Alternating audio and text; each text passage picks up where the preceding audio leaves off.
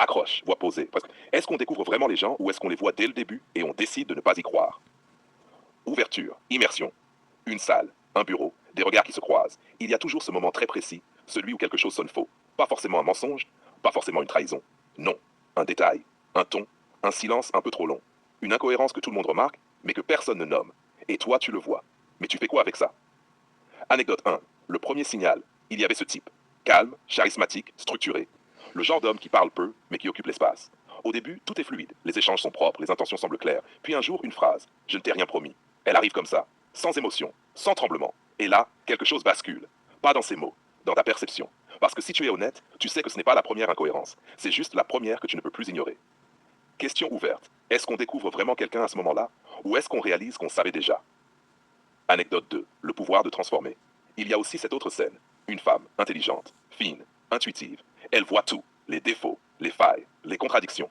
Mais elle reste. Pourquoi? Parce qu'elle pense pouvoir aider, améliorer, élever. En réalité, elle ne voit pas un homme, elle voit un projet. Voix off, et c'est là que tout se joue. Parce que beaucoup ne tombent pas amoureux d'une personne, mais du potentiel qu'ils projettent sur elle.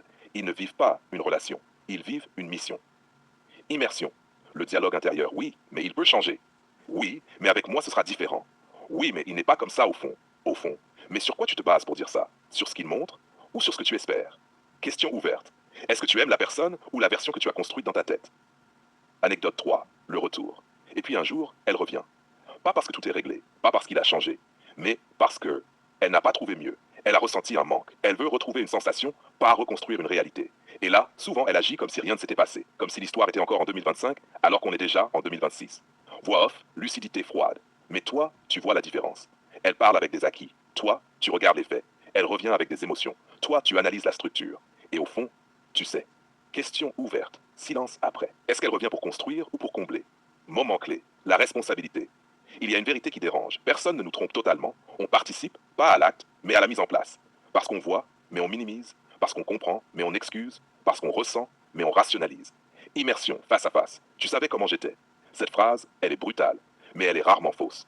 Voix off, lente, presque grave. On ne découvre pas les gens. On découvre jusqu'où on est prêt à aller pour ne pas accepter ce qu'on a vu dès le départ. Question ouverte. Est-ce que tu veux quelqu'un pour construire ou quelqu'un à réparer?